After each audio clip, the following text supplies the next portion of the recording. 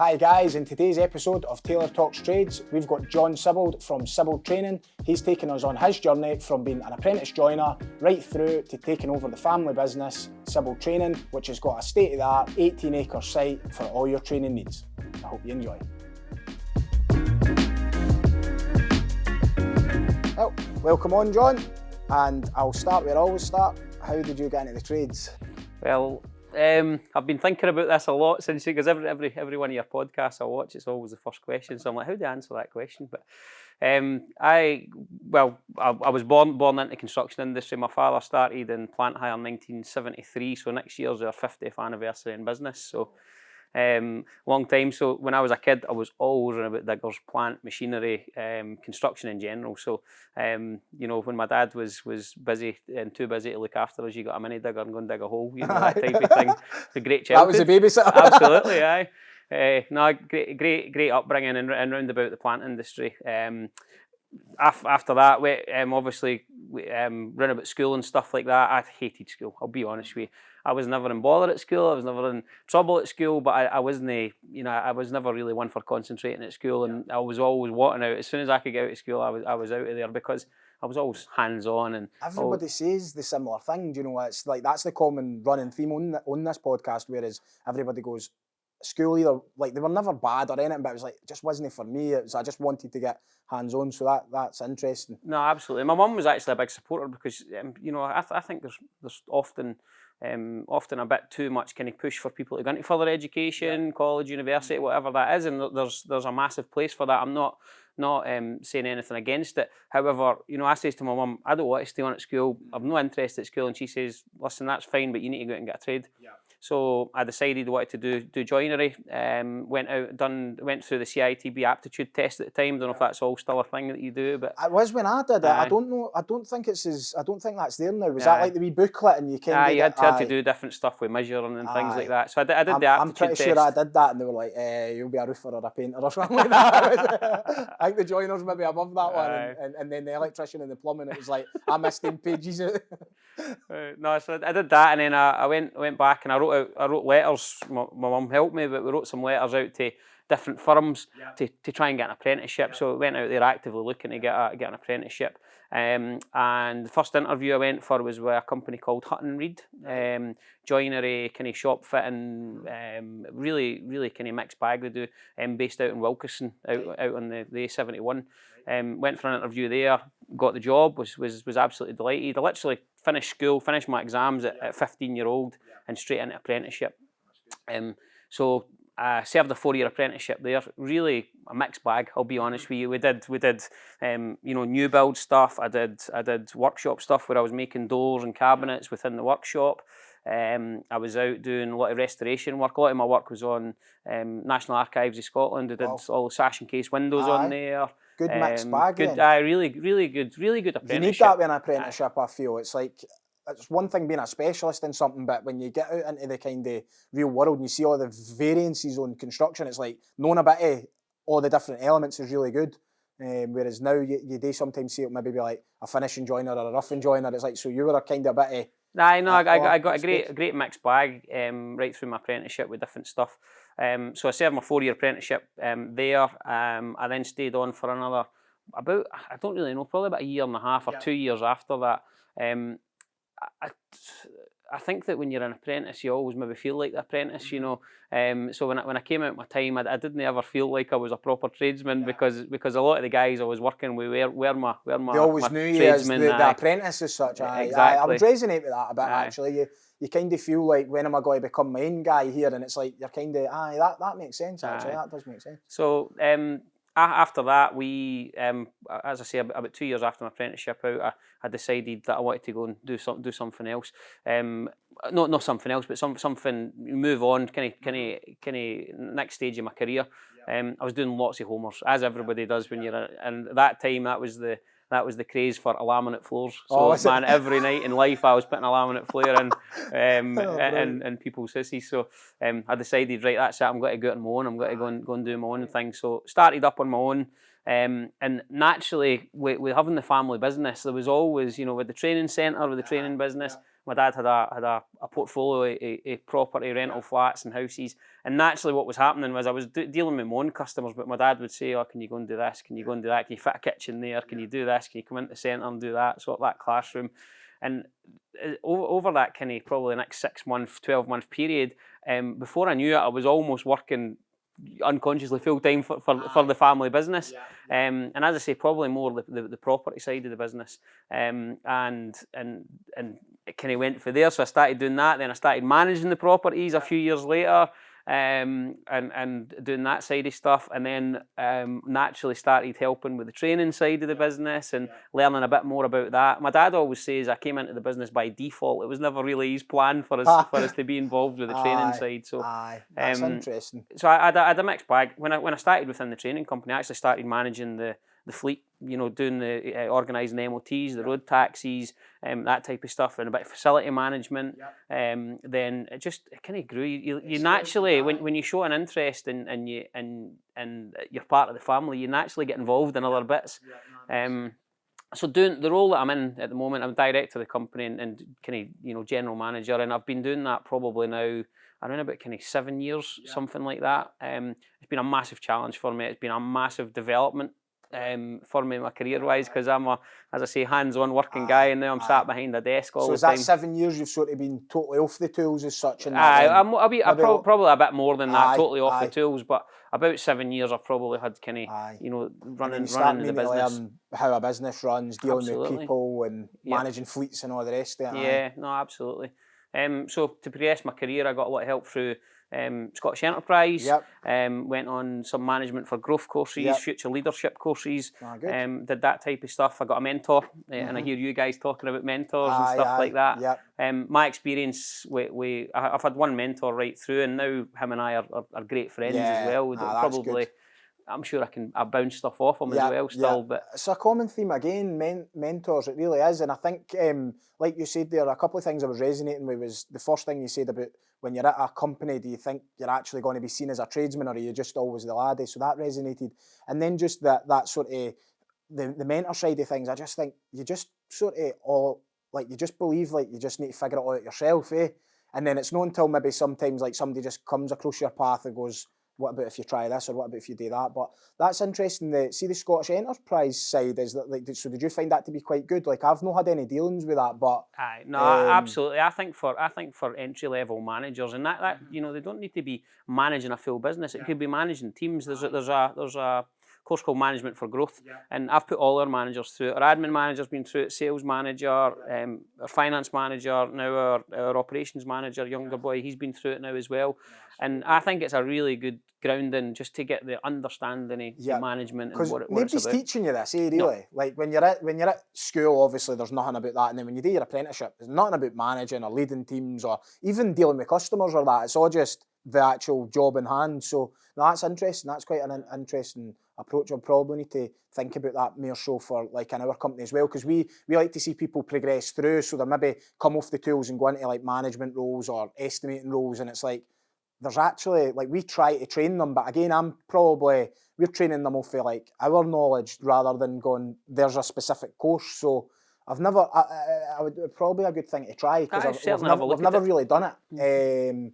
And a lot of the time I've heard probably mixed reviews of it, like people going, oh no, it was just this, it wasn't up to much kind of thing. But I suppose that's just the same way, anything you try, you need to go and give it a go and see if it resonates. Absolutely. I think that management for growth's over maybe 7 weeks, and there is some of the stuff that you'll say, oh, I know about that, I've touched on that, but there's everybody always says that as well, the way, oh, I already know this. It's like, are you doing it though? No. So it's like, well, you didn't really know it that well, because we think we know it and then we forget these things, we go back to the old habits. What I would say about that stage in my career, I felt like maybe I was in the deep end, and I was like thinking, oh my God, this is overwhelming. Like the business is like, I'm having to manage people, and I'm having to manage people's emotions and everything like that. And I found it very overwhelming, and I thought, is my business broken? Because there's so much, I felt like there was so much problems. I went in this management for growth course, and everybody's got the same problems. Every business has got the same problem person, and it's all common themes. Absolutely. I think that's across the whole of life. Like even like when you have have kids and stuff, it's like, you're going, am I doing this right? Why is this only in my household? And then when you speak to folk, there's no, obviously nowadays with social media, nobody's putting up all the bad stuff. It's all the good stuff. So you just think, oh, everything else must be perfect. Same with business. But when you actually speak to folk and you get a wee network, or like you said, mentors, like people kind of settle you down a wee bit and go, that's what it's like for everybody. You just got to buckle up a wee bit and kind of go with it. No, definitely. The mentor scheme, I found it was, I almost felt like it was a brain dump, but every time when I met with him, he must have been a bit overwhelmed, because I'm like that. This is a problem. This is this. This is that. Help me, type thing. But what I really like about mentors is they're not somebody within your business. So they give you an outside perspective looking in, and as they learn you talking about different people within your business, different problems within your business, they start to understand it and see it from an outside perspective. And I think it's really, really hard when you're in a business day to day to be able to step back and look in. Oh, absolutely. That's a huge challenge. It's one of the hardest bits, because you're in it. It's almost like a storm sometimes, and I always call it like helicopter thinking, and that's what I try to call it. It doesn't happen all that much, but it's almost where I have just that idea. If I was in a helicopter doing myself the now, how would I act then? Because when you're in the heat of the moment, you're like sometimes you can be making like 50 decisions in like an hour, and it's like, oh, that's me maxed out of decisions the day. And somebody asks you one more thing, you're like, I just don't know anymore. But like when you try and maybe kind of levitate out a wee bit and see it for that thinking, and that could be in the form of like a mentor, or I think networking is important as well. I think that was missing a lot during the pandemic and stuff there. But even just like me and you getting together and having a chat about like training and different things, it's like, you bounce off wee things at that point going, oh, I've got this wee problem in my business. It's like, that's a good kind of, that's a good thing to do, is get out there and sort of network as well. And as you said, mentors. Aye, definitely.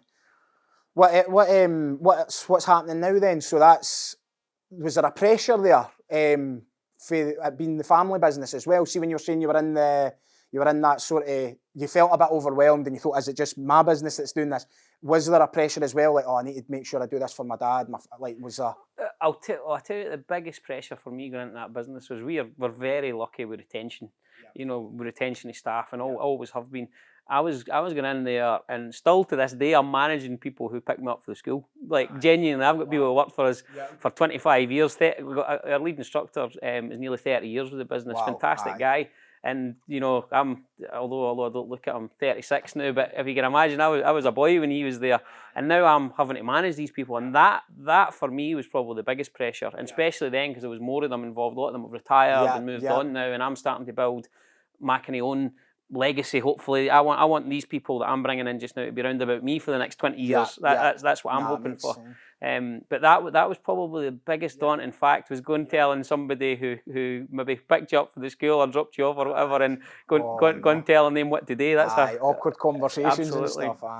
I've seen a bit of that as well, because like some of the tradesmen that'll work with me now were like my tradesmen when I was an apprentice, and then now I'm their employer, and it's like that took a wee bit of getting used to, and it's like I think you do get over it, but that's probably what the term they probably call imposter syndrome a wee bit. You're like, who am I to manage them? But when you actually go through it, and as you're saying, there's people that's been there like 30 years, there's obviously like, you've got a good foundation there, you're obviously doing things right, you must be managing people right, or they wouldn't be there for that length of time. So as you go longer, you get more evidence that actually you probably are actually doing quite a good job at it. And what you notice as well is there's no many people wants to be a leader, eh? Do you think that? See, when you get into it and you're in that kind of moment and you've got all them decisions to make, I sometimes just go, there can't be many folk wants to do this. So it gets you in a kind of smaller percentage, and you think, right, I'll just keep going with it and just keep developing and growing. But it's interesting to hear the perspectives. So that was a lot of pressure, but day to day, just understanding of the business and learning every day was just absolutely massive. Huge challenge. And as I say, although I knew the whole business, because when you're brought up around about it, it got spoke about at the dinner table every night.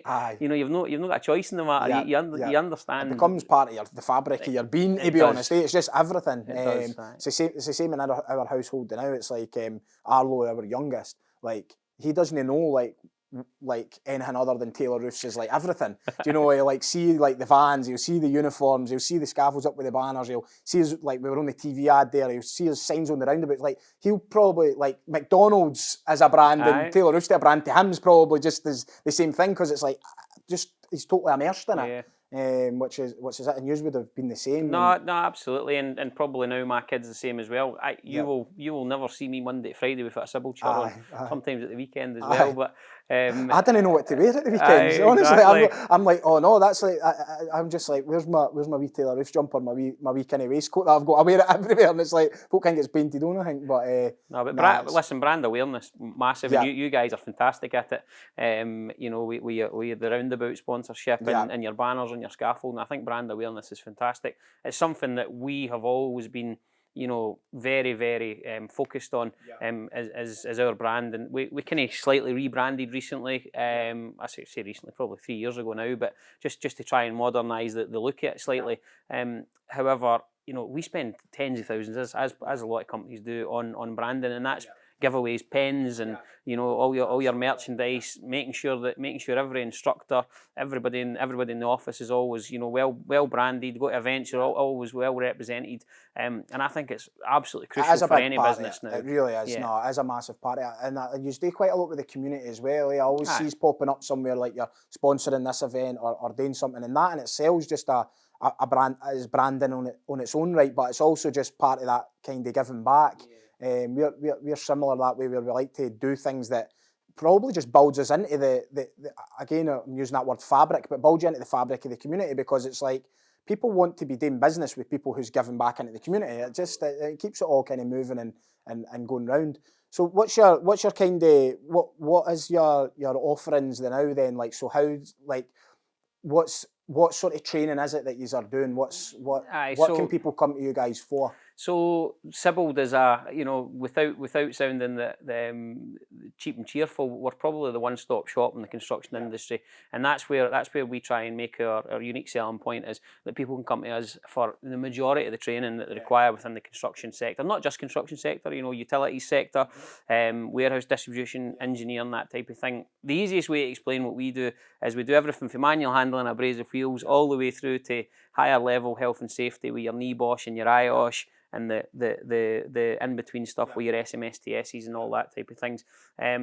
That's all your classroom based. With utilities side, we're working with guys working on their EUSR safety passport stuff that they need for getting on, working with like gas and electricity and water. Probably one of our largest products, new roads and streetworks. So your guys who annoy you all the time, that set the traffic lights up at the side of the road, we teach the guys to do that. And I've seen some of your stuff online. So you've like, this is all like at Blackridge at the base, and you've got the big bit where you've got like the big diggers that can get going, and you've got the road set up as well. Like, did I see that on? Aye, so we've got simulated training areas. That's cool. We're very fortunate. We've got an 18-acre site out in Blackridge. Started as a blank canvas. Again, when I was a kid, was when my father bought that site out there. And every year we're continually developing it. The last year we've put a substantial amount of development into the site and areas. But within there we've got 19 classrooms now. We've got all our offices and everything like that. We've got practical digging areas. We've got practical areas where we do our like street work. So we've got like tarred roads, monoblocking, slabbing, curbing, all that type of stuff. Is anybody else doing that kind of stuff? There is a lot of training companies out there. As I say, probably. We've got really good competitors against us in the plant side of stuff. Really good competitors against us. But it's the overall package. But overall, there's not so many companies out there that do it all in one place. It's sounding like Disneyland or something. You're like, the classrooms here, then you're doing it again. It's almost like a training theme park. No, do you know what I mean? Absolutely. And when you pass it, like you look here and you go, like, you always see there's another bit getting built on, or there's another bit getting added to it. And it's good to see the company kind of. Like I've just grew up and always knew Sibbald's as well. Do you know, like you're saying, that brand's there. You know the family and you know the company, and you always just like to see they're doing something else that's good. And your dad's still kind of running about and doing his bit as well. I know my dad's. He doesn't like to. He wouldn't say he's retired. He would never say that. Do you know what I mean? But I would say he's semi-retired these days. He's in the office. A few days a week, sometimes a full week, sometimes a few hours a week, really just how he pleases. For me, that's fantastic, because it allows me to see that he's got the trust that he can go, he can take that time away now and do that. I think that lockdown was probably a trial for him, almost, because my dad would never be at home. He would always be, if he's on holiday, he goes on holiday. If he's at home, he's working. And he would always feel guilty, I think, to stay in the house if he was at home. But we're locked down, we couldn't go nowhere. You had to spend time in the house. So I think it was a great opportunity for him to almost realise that it's all right to maybe sit and read the paper in the morning and have your breakfast. You didn't need to be in the work at 6 o'clock every morning. He'll just have been on the go for all them amount of years. Absolutely. Just like, how do you then just switch off for that? So, no, that's interesting. So, I know, but he's still there. He's there for advice. He's there to press me, asking questions, keeps me on my toes, and which is great. Like I'm not complaining about that at all. Would you say he's probably he'll be a mentor figure as well then, really? Absolutely. But he's a wee bit. He's almost too close to home at times, and that's where this other mentor, I'm guessing, was probably just. You can probably moan to him about your dad. I can moan to him about my dad, exactly. No, and what about sort of your own family? Will you see, like, it's amazing. You're obviously managing to carry this legacy on. Do you see that happening again? Will that go into your kids or you? I don't know. I'll be honest with you. My honest opinion is, I will not be pushing the kids into the business. If the kids, got to the stage, I've got two girls, so very young at the minute. It's a long way away. But if they decided to take that route and the business was in a position, I would certainly welcome it. But I'd love them to go. And I speak to people just now who are working with big corporate companies, and I look at the packages that they've got and stuff like that. And I'm like, like I want that job. But this looks great on the outside, but it's not always. It comes with a lot of stress and a lot of learning and actually evolving as an individual as well. Like you said there, you get that bit of imposter syndrome, and you've got to come over all them different challenges, and then. The thing is, something like COVID comes along or recessions, and everybody looks at you. Yeah. It's like, what we doing? Make a decision. And that's when it's like, well, how do I know? I've never been through this before, Absolutely. So it's interesting. But I'm the same. Like for my kids, I almost think if they wanted to do it, then it's probably always going to be there that they could. But really, I want them to just have the choice. So I'm hoping for like what we put into our business and the sort of legacy as such, or the estate that we build.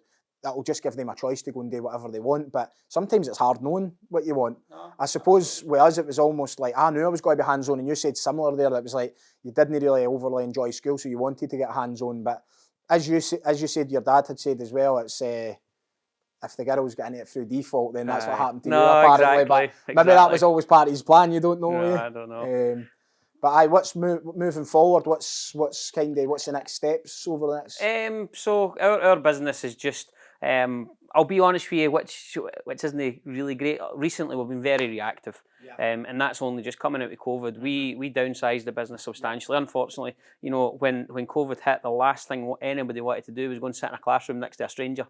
We really, So when the bounce back for COVID was very slow for us, we done a phased return approach where we were bringing parts of the business back that we and building the customer base back up, and it was a slow burn to get things back up and running.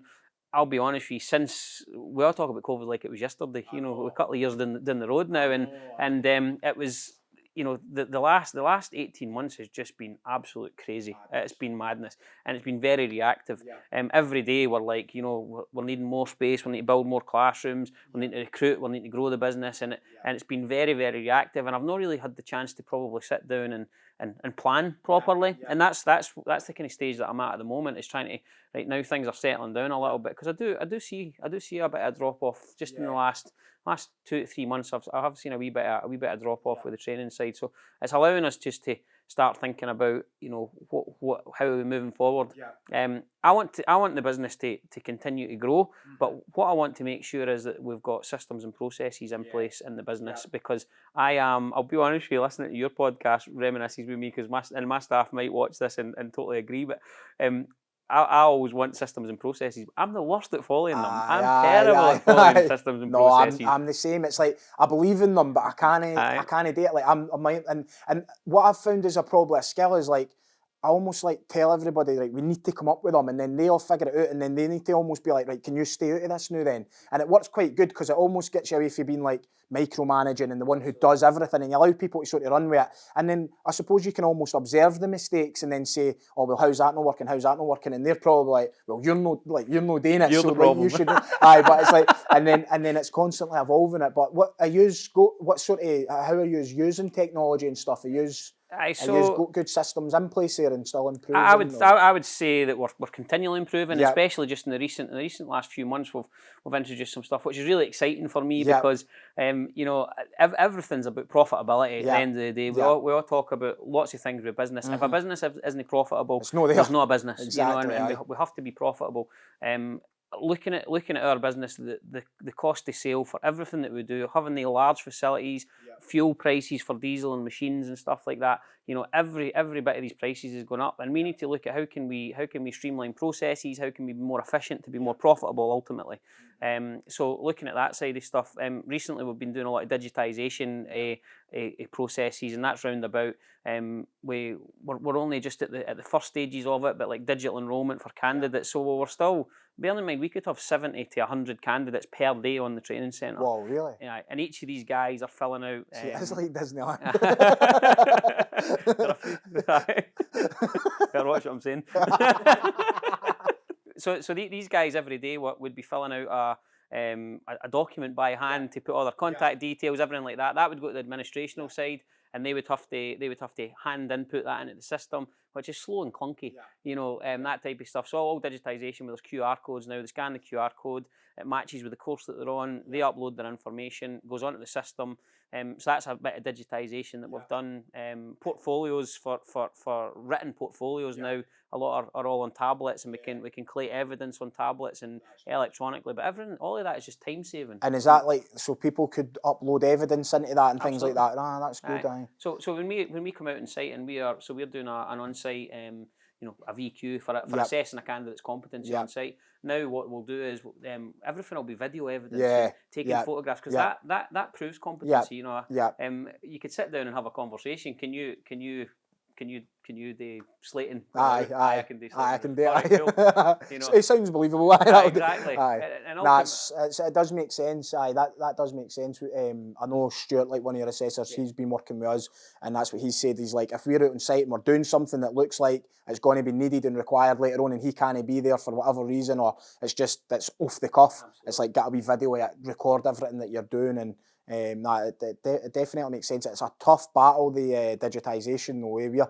We're implementing software at the moment, Big Change it's called, and I'm not taking anything to do with that. Kelly's the one involved with that, but oh my god, like that's a big undertaking. But again, that'll take us to the next level. The guys will all have like PDAs, you know, the tablets with their job sheet on it, the job description, photos of the survey that was done before they went, and you're always just trying to improve and make things better. And like you said, it's always good if you can make people's jobs easier, but also if you can be more profitable, then you're going to stay in business longer. So absolutely. It all ties in. And I'm a big one on CRM system. Yeah. We've got a fantastic CRM system, which is our event management system. It's our customer management system. It's we invoice through it. It's our front end's our website, which is our live booking system. So if we create ultimately we're an events company, because every training course we run is an event. So if we create a training event, it automatically publishes online with the live availability. People can book on that side of stuff. Don't get me wrong, that didn't happen overnight. It's taken a long time to get it to where it is. Tough. But it can be tough. That's the kind of future really for us, I think, and try to streamline things. Awesome, John. I appreciate you coming on. Good to hear about it all, and I wish you all the best in the future with it. No worries. Thanks, you. Mate. Cheers. Brilliant, mate.